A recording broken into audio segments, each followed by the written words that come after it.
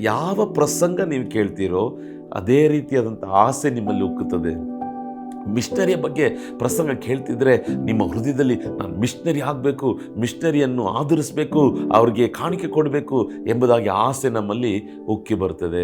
ಪವಿತ್ರಾತ್ಮನ ವರಗಳು, ಪವಿತ್ರಾತ್ಮನ ಅಭಿಷೇಕ, ಇದರ ಮಧ್ಯದಲ್ಲಿ ನೀನು ಪ್ರಸಂಗಗಳನ್ನು ಆ ಒಂದು ಸೇವೆ ಐಕ್ಯತೆಯಲ್ಲಿರುವುದಾದರೆ ನಿನ್ನಲ್ಲಿ ಆಸೆ ಯಾವಾಗಲೂ ಪವಿತ್ರಾತ್ಮನ ಅಭಿಷೇಕ ವರಗಳ ಮೇಲೆ ಇರ್ತದೆ. ದೇಶಕ್ಕಾಗಿ ಪ್ರಾರ್ಥಿಸಬೇಕು, ಇವರ ಮಧ್ಯದಲ್ಲಿ ನೀನು ಐಕ್ಯತೆ ಇರುವುದಾದರೆ ನಿನ್ನಲ್ಲಿರುವಂಥ ಆಸೆ ದೇಶಕ್ಕಾಗಿ ಪ್ರಾರ್ಥಿಸಬೇಕು, ಆತ್ಮ ಆದಾಯ ಮಾಡಬೇಕು.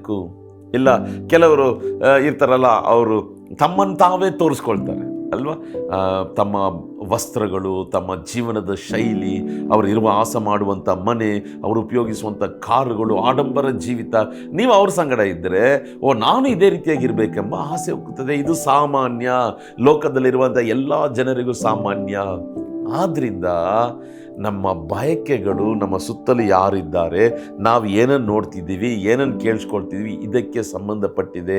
ನಮ್ಮ ಐಕ್ಯತೆ, ನಮ್ಮ ಗೆಳೆತನ, ನಮ್ಮ ಎಲ್ಲ ವಿಧವಾದಂಥ ಬಾಂಧವ್ಯಗಳು ದೇವರಿಗೆ ಸಂಬಂಧಪಟ್ಟವಾಗಿರುವುದಾದರೆ ಮೋಶೆಯ ಹಾಗೆ ನಮಗೂ ಹೃದಯದ ಒಂದು ಆಸೆ ಹೋಗ್ತದೆ, ದೇವರೇ ನಿನ್ನ ಮಹಿಮೆಯನ್ನು ನನಗೆ ತೋರಿಸು.